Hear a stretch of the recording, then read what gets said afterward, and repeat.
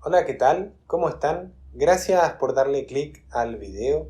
En esta oportunidad, en Lacan, para ordenarse frente al problema que le representa la resistencia como temática, utiliza como punto de anclaje los textos de Freud sobre la dinámica de la transferencia, pero no solo ese, también para surcir este tejido multicolor alrededor de la resistencia, se vale de los textos Psicoterapia de la histeria, Latram Deutum o la interpretación de los sueños, el caso del hombre de los lobos, las lecciones introductorias al psicoanálisis y, finalmente, la psicopatología de la vida cotidiana, los cuales representan cada uno de ellos iteraciones, recordando que procede Lacan ante la lectura de la letra freudiana como si de un psicoanálisis se tratara mismo, es decir, toma el texto y evidencia en ellos elementos que se repiten, que mantienen una íntima relación.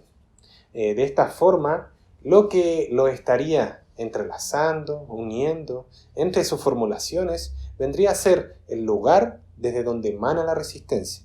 Esto es, desde lo que ha de ser revelado, es decir, desde lo reprimido.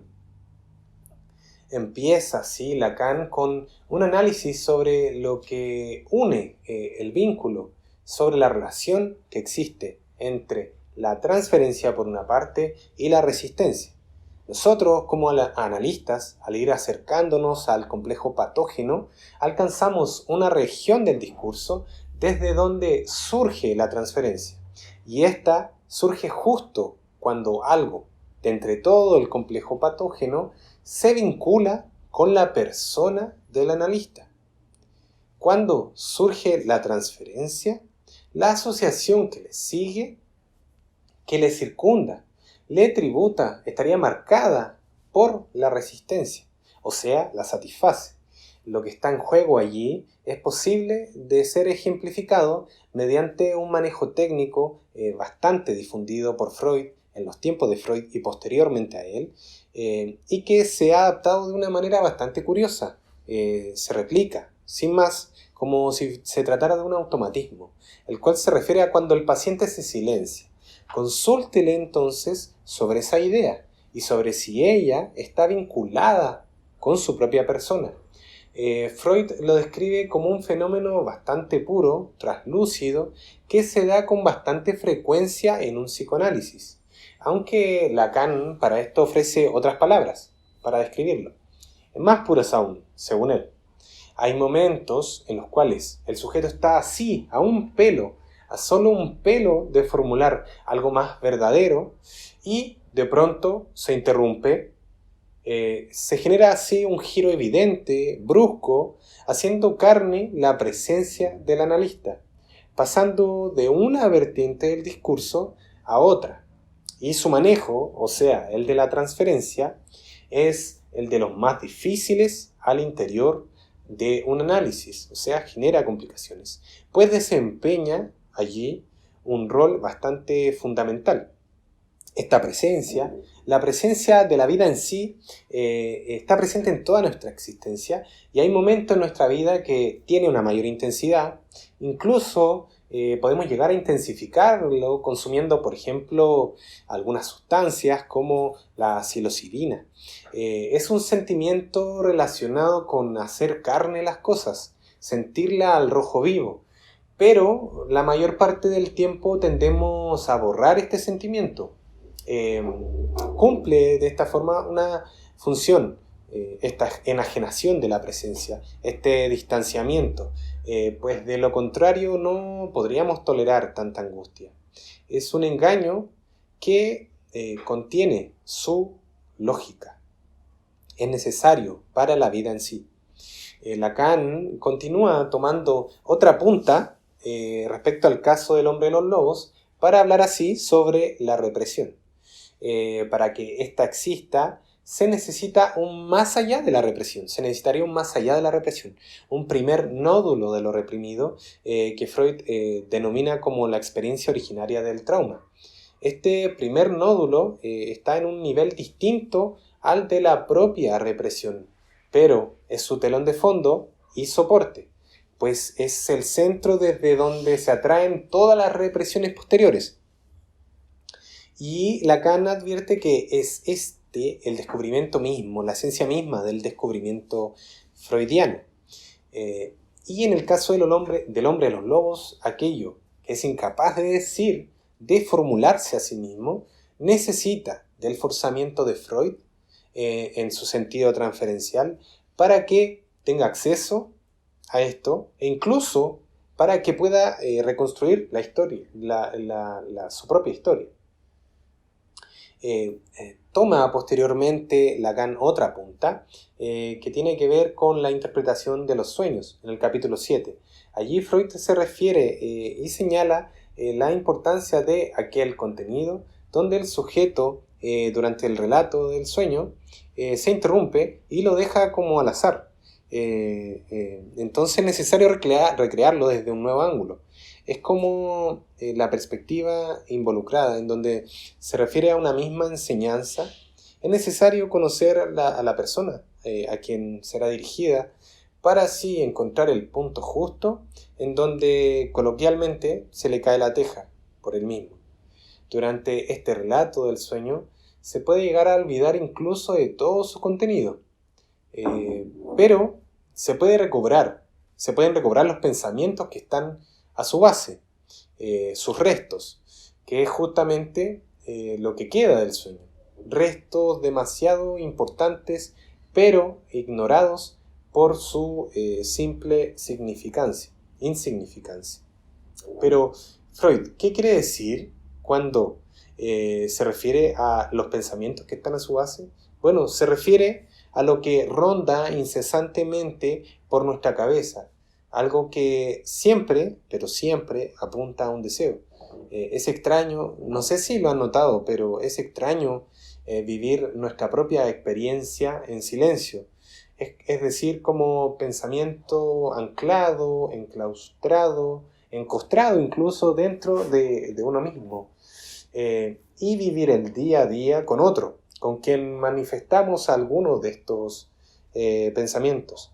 Son experiencias completamente diferentes que, por fortuna, se complementan día a día.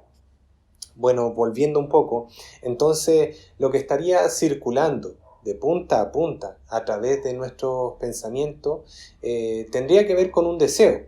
Y es eso lo que justamente explica una y otra vez Freud en la Traumdeutung o en la interpretación de los sueños.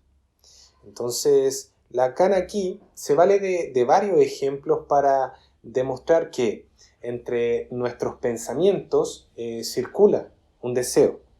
Deseo que en este punto de su enseñanza no sabe ubicar bien. No sabe si se encuentra de parte de la conciencia, del inconsciente, pero lo que sí sabe, lo que evidencia, es que el inconsciente no puede expresarse salvo mediante restos, salvo en deformación. Esto ya lo podrán ver desde distintas puntas que iza Lacan.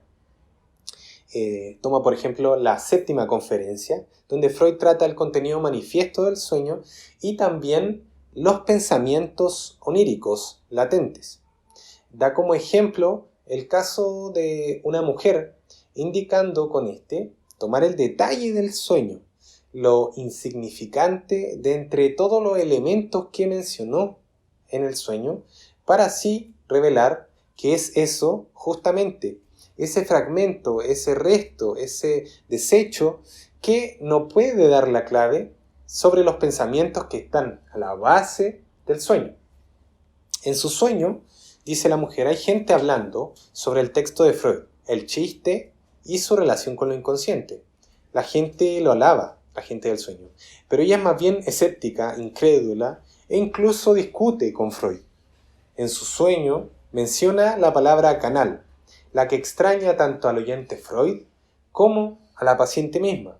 O sea, le rodea, por lo tanto, un halo demarcado por la incertidumbre, por el misterio, por lo opaco. No sabe de dónde viene, ni tampoco sabe dónde va.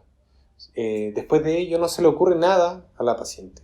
Se detiene frente a sus asociaciones, que hablar de Freud, quien está aún más descolocado. Pero al día siguiente, ella llega y dice que efectivamente se le había ocurrido algo. Justamente un chiste. Un inglés y un francés navegan entre Dover y Calais. El inglés cita: de lo sublime a lo ridículo no hay más que un solo paso. Y el francés le responde: sí, el paso de Calais. O sea, que se encontraría a Francia sublime y a Inglaterra ridículo. Y justamente es un canal, es el canal de la Mancha el paso de Deveiss. Esta ocurrencia vendría a revelar el escepticismo que oculta detrás de las manifestaciones de asombro frente a la interpretación que hacía Freud. La resistencia vendría, por lo tanto, a deformar el elemento canal, que es lo que quedaba, rodeándolo de un halo de incertidumbre, convirtiéndolo en nada más que un resto, el cual debemos considerar de enorme significancia, como nos recomienda Freud. Además, que detiene el flujo asociativo hasta el día siguiente, que es cuando le revela esto. La resistencia, de esta manera, tiene presentación transferencial, ya que dispone para Freud del chiste con el que da la clave. De lo sublime a lo ridículo no hay más que un paso. Tomando a la psicopatología de la vida cotidiana, finalmente, Lacan da otro ejemplo: el olvido del nombre, el reconocido Signorelli de Freud. Olvida este nombre, Freud, por una razón, y solo consigue a Botticelli, a Boltraffio.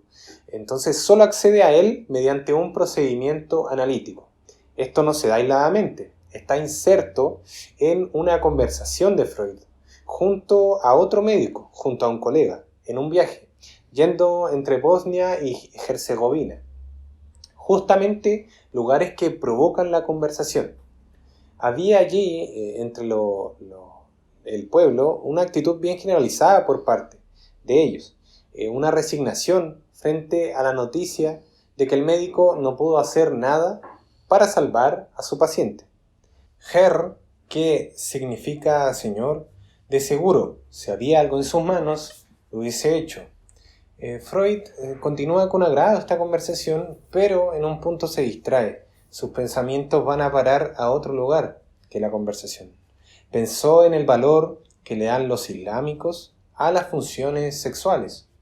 También recordó que había recibido, en uno de los sitios que había visitado junto a su colega, la noticia de la muerte de uno de sus pacientes, lo cual obviamente le conmocionó. Su primer pensamiento, el de las funciones sexuales, no se lo dijo, no quiso expresárselo a su interlocutor debido a la sospecha. Esa sensación como muy típica de ¿se lo digo o no se lo digo? Y no se detuvo suficientemente en su segundo pensamiento sobre la muerte de su paciente. Es decir, ambos quedaron de alguna u otra manera olvidados, echados polvo, reprimidos. De esta manera, Freud anota un esquema añadiendo los nombres que le acudieron: Botticelli, Boltraffio, Herzegovina, Signorelli finalmente, poniendo debajo de ellos los pensamientos reprimidos y cómo accedió finalmente al que buscaba, que era Signorelli. Herzegovina lo halló por el her con el que los musulmanes expresan su resignación frente al doctor, permitiéndole el signor. El trafio fue el lugar donde recibió la noticia, permitiendo Boltraffio. Es lo que pudo encontrar, es lo que quedaba disponible, las ideas reprimidas sobre las funciones sexuales y la muerte.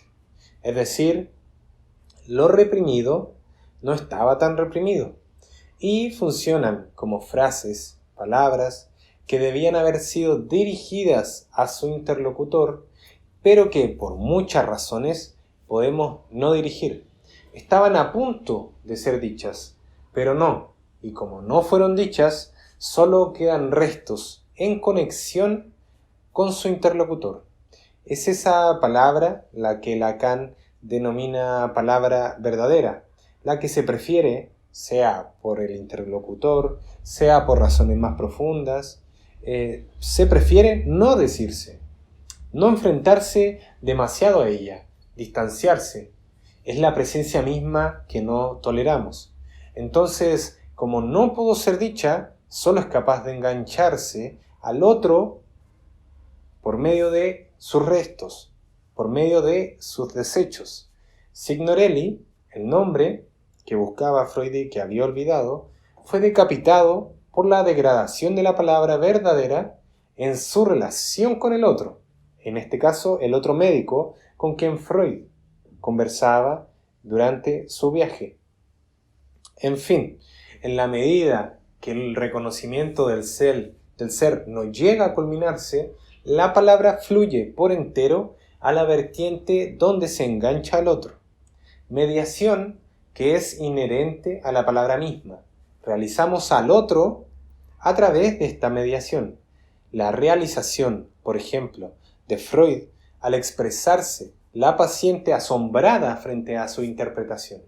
La palabra de ella le une a Freud, aunque existe también otra faceta de la palabra que vendría a ser la revelación, que es la que buscamos justamente en un análisis. La resistencia aparece allí justamente cuando la palabra de revelación no culmina, no llega, no se dice. Hay razones importantes por las cuales se imposibilita el advenimiento de esta palabra. Es normal no soportar todos los días el mismo grado de verdad.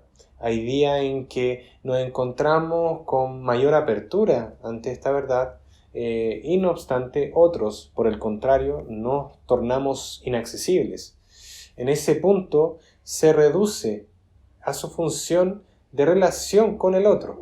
Si la palabra funciona como mediación es porque no ha culminado como revelación.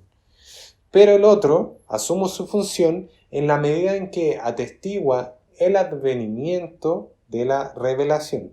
Claro, no solo atestiguamos esta verdad, también tomamos como analistas otras funciones a lo largo de un análisis, pero ese es el punto primero. Esto le lleva a Lacan a pensar en una formulación que ya había sido realizada por él, la palabra plena versus la palabra vacía. La primera, la palabra plena, realiza la verdad del sujeto. La palabra plena, en Freud, en el caso anterior, circundaría en el ámbito de las funciones sexuales de los musulmanes y la muerte de su paciente. La palabra vacía, asociada a la mediación, es lo que el sujeto tiene que hacer aquí y ahora con el analista.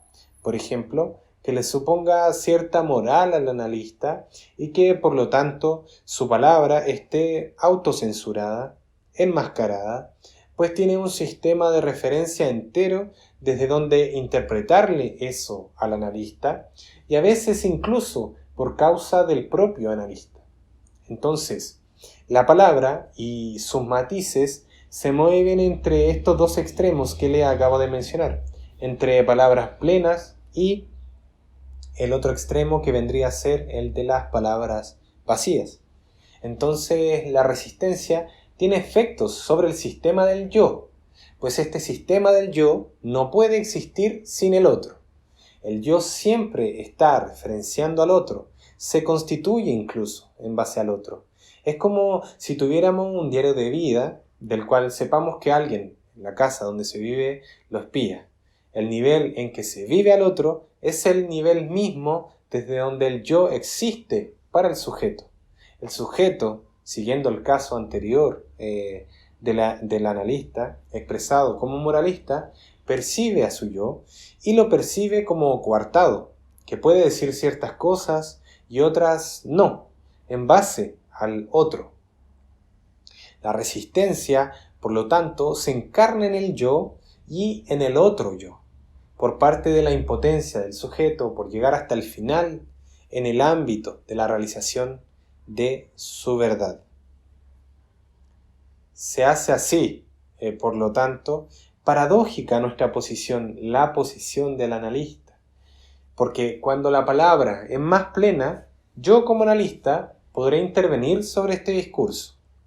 Pero, mientras más se propicie la realización de la verdad del sujeto, más me centro yo sobre este discurso, porque es allí justamente donde obviamente podré intervenir.